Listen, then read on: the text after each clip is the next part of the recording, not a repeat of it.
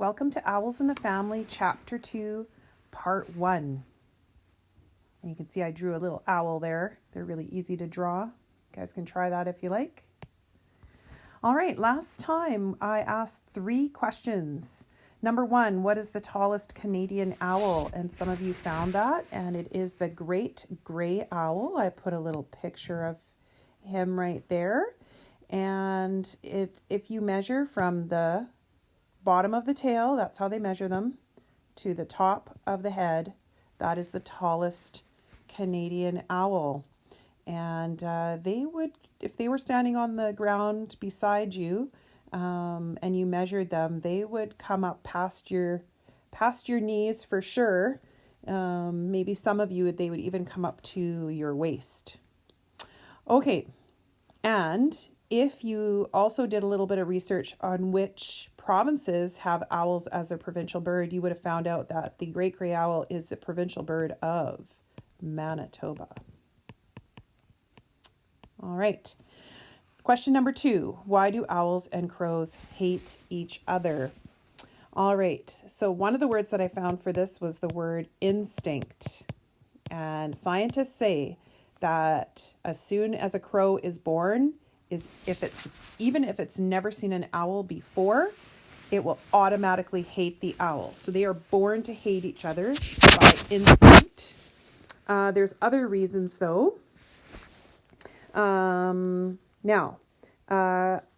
are nocturnal. That means they're out at nighttime. And crows are awake during the daytime. And so they're kind of opposites in that way. Also, owls can fly through the air at a tremendous speed and grab prey in the air with their talons. So it is possible for them to grab a crow right out of the air. However, the crows are able to turn and to change direction very quickly. So they have a different talent when it comes to flying. The owls go super fast and can grab things, but the crows can turn around, turn in a circle, dive down, those kinds of things. In all the research that I looked up, it said that. Remember, we talked about who would win, owls or crows. In all the research that I looked up, it said that the winner most of the time are the crows. And that is because of the sheer number of crows. And if a crow sees an owl during the daytime, it will make a noise and call all the other crows, and all the other crows will come. So there could be hundreds of crows together, and they will keep attacking the owl until they chase it away. And in some instances, they actually kill the owl. Sometimes though, the owl wins, and that's when there's not very many crows around, and an owl is able to grab the crow in midair and take it down and kill it. So if they find a crow around their nest, they will do that. They don't like to eat the crows, but they will kill them if they're around their nest. So most of the time, the crows are the winner. Okay, and I asked you a third question. I asked you to infer, that means to take your own good guess based on what you know. Why did Dad say, oh no, not owls too? So the clue word here is the word too. Too means also. So we can read it like this. Oh no, not owls also. So if you have something also, that means you already have a lot of something. And in this case, he would have a lot of pets. So if Dad is saying, oh no, not all owls too, that means that he already has a lot of pets and now he wants to bring home owls also. Okay, so we can infer from that there are lots of pets at this house already. Now, I will use any excuse to show you more pictures of owls because I just love looking at owls. And these are both a great horned owl, but you'll notice something different about them right away. Have you spotted it? All right, so this one over here is gray in color, and this one over here is brown in color. So great horned owls can be all kinds of different colors. They don't have to just be one color. This picture here on the right is so cool because it shows an owl just about to take off. So it's getting its wings ready for flight and it's spreading out its tail feathers. So that's a pretty cool picture right there. Chapter 2. The reason Dad said, "Oh no, not owls too," was because I already had some pets. There was a summer house in our backyard and we kept about 30 gophers in it. They belonged to Bruce and me and to another boy called Murray. We caught them out on the prairie using snares made out of heavy twine, which is rope. The way you do it is like this. You walk along until you see a gopher sitting up beside his hole. Gophers sit straight up, reaching their noses as high as they can so they can see farther. When you begin to get too close, they flick their tails, give a little jump, and whisk down their holes. As soon as they do that, you take a piece of twine that has a noose tied in one end, that's like a circle, and you spread the noose over the hole. Then you lie down in the grass holding the other end of the twine in your hand. You can hear the gopher all the while whistling away to himself somewhere underground. He can hear you too, and he's wondering what you're up to. After a while, he gets so curious, he can't stand it. Out pops his head, and you give a yank on the twine. You have to haul in fast because if the twine gets loose, he'll slip his head out of the noose and zip back down his hole. We had rats too. Murray's dad was a professor at the university and got us some white rats from the medical school. We kept them in our garage, which made my dad a little peeved because he couldn't put the car in the garage for fear the rats would make nests inside the seats. Nobody ever knew how many rats we had because they have so many babies and they have them so fast. We gave white rats away to all the kids in Saskatoon, but we always seemed to end up with as many as we had at first. There were the rats and gophers, and then there was a big cardboard box full of garter snakes that we kept under the back porch because my mother wouldn't let me keep them in the house. Then there were the pigeons. I usually had about 10 of them, but they kept bringing their friends and relations for visits, so I never knew how many to expect when I went out to feed them in the mornings. There were some rabbits too, and then there was Mutt, my dog, but he wasn't a pet. He was one of the family. Sunday morning, my father said, "Billy, I think you have enough pets. I don't think you better bring home any owls. In any case, the owls might eat your rats and rabbits and gophers." He stopped talking, and a queer look came on into his face. Then he said, "On second thought, maybe we need an owl around this place." So it was all right. Sunday afternoon, Bruce and I met Mr. Miller at his house. He was a big man with a bald head. He wore short pants and carried a great big haversack full of cameras and films. He was excited about the owl's nest all right, and he was in such a hurry to get to it that Bruce and I had to run most of the way just to keep up with him. When we reached the edge of the owl bluff, Mr. Miller got out his biggest camera, and after he had fussed with it for about half an hour, he said he was ready. "We'll walk Indian file, boys," he said, "and quiet as mice. Tiptoe, mustn't scare the owl away."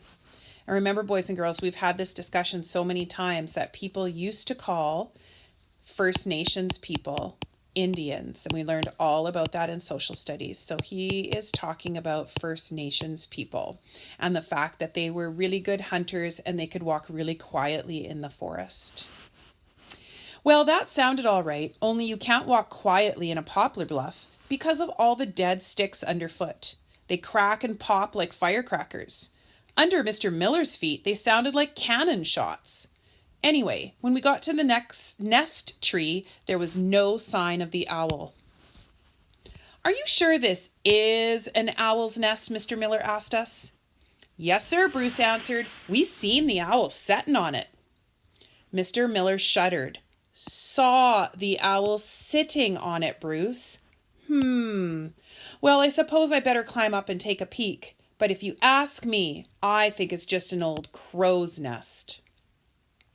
He put down his big haversack and the camera and up he went. He was wearing a big floppy hat to keep his head from getting sunburned, and I don't think he could see out from under it very well. Boy, has he got knobby knees, Bruce whispered to me. We both started to giggle, and we were still giggling when Mr. Miller began to shout. Hoo-hee! He yelled. Scat! Woo! Hoi! Hoi! And there you can see in the picture what's happening. Bruce and I ran around the other side of the tree so we could see up to the nest. Mr. Miller was hanging onto the tree with both arms and he was kicking out with his feet. It looked as if his feet had slipped off the branch and couldn't find a place to get hold of again. Just then there was a swooshing sound, and the old owl came diving down right on top of him with her wings spread wide. She looked as big as a house, and she didn't miss Mr. Miller by more than an inch. Then she swooped up and away again. Mr. Miller was yelling some strange things, and good and loud too. He finally got one foot back on a branch, but he was in such a hurry to get down that he picked too small a branch. It broke, and he slid about 5 feet before his belt caught on a stub. While he was trying to get loose, the owl came back for another try. This time she was so close that we could see her big yellow eyes, and both Bruce and I ducked. She had her claws stuck out way out in front of her. Just as she dived toward him, Mr. Miller, who couldn't see her coming because of his hat, gave a jump upward to get free of the stub. The result was that the owl couldn't miss him even if she wanted to. There was an awful flapping and yelling, and then away went the owl with Mr. Miller's hat. I don't think she really wanted that old hat. It was all Mr. Miller's fault for jumping at the wrong time. The owl seemed to be trying to shake the hat loose from her claws, but she couldn't because her claws were hooked in it. The last we saw of her, she was flying out over the prairie and still had the hat. So if you could visualize what that looks like. The owl flying away with a great big floppy hat in her talons. When Mr. Miller got down out of the tree, he went right to his haversack. He took out a bottle, opened it, and started to drink. His Adam's apple was going in and out like an accordion. That means a little bump on his throat. After a while, he put down the bottle and wiped his mouth. When he saw us staring at him, he tried to smile. Cold tea, he explained. Thirsty work climbing trees in this hot weather. It was an owl's nest, wasn't it, sir? Asked Bruce. Mr. Miller looked at him hard for a moment, then, Yes, Bruce, he said. I guess it was. We're going to stop there in the chapter, and we're going to talk about a few of the words that they used. They talked about when they were hunting gophers to find for pets that they used a snare made out of rope or twine. So what they do is they find a hole, a gopher hole like this, and they lay the twine around the entrance to the hole. And you can see it's got a long string. And then they would lay down here in the grass, holding on to the string, and they would wait until that gopher gets really curious, and when he pops his head out, they would pull back really hard on that string, and then the string would tighten around the gopher. Then they could put it in a box and take it home.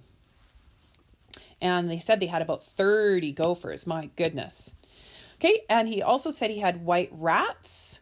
I don't know about you guys, but I would never let my kids have rats as pets. I don't care what color they are, and I'm sure lots of your mums would feel the same way. They also talked about garter snakes. Now, garter snakes are absolutely harmless. You can see here in the picture, somebody is holding one up. And kids, often kids that live on the farm or in the country, will pick them up and play with them for a few days and then put them back. They cannot bite you, they are not poisonous, and they are very small, and they come in all colors. And I've been walking in the grass and a little garter snake goes right in front of me. I still jump in the air because seeing a snake is kind of scary, but they can't hurt you. They also had pigeons, which you guys know because you've seen those all over the place. And he said he had lots of rabbits. So I don't know about you guys, but I know my mom would not have let me keep all these animals as pets, and I'm sure your mom would not either. Now, your question for today. There's one question and then there's a bonus question. But the question I want you to answer today is about this part right here. On Sunday morning, my father said, "Billy, I think you have enough pets. I don't think you better bring home any owls." So Dad is saying no. In any case, the owls might eat your rats and rabbits and gophers. He stopped talking and a queer look came into his face. That means a strange look. Then he said, "On second thought, maybe we need an owl around this place." So now he's changing his mind and saying yes. So it was all right. Here's the question to ask today. Infer, because it doesn't say why Dad changed his mind. So you have to think about it. Hang on, sorry. You have to think about it. And think about what you know about dads and kids and all the pets that Billy has.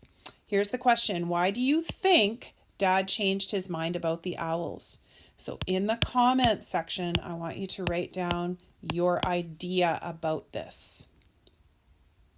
And here's a bonus research question for you if you are interested in studying owls and science. The question is, where are an owl's ears? Because remember, I told you on the owl, here's our little owl here. These tufts are not ears. And owls do not have ears that look like this, do they? Sure don't. So where are an owl's ears? That's your research bonus question for today. And that is it for today.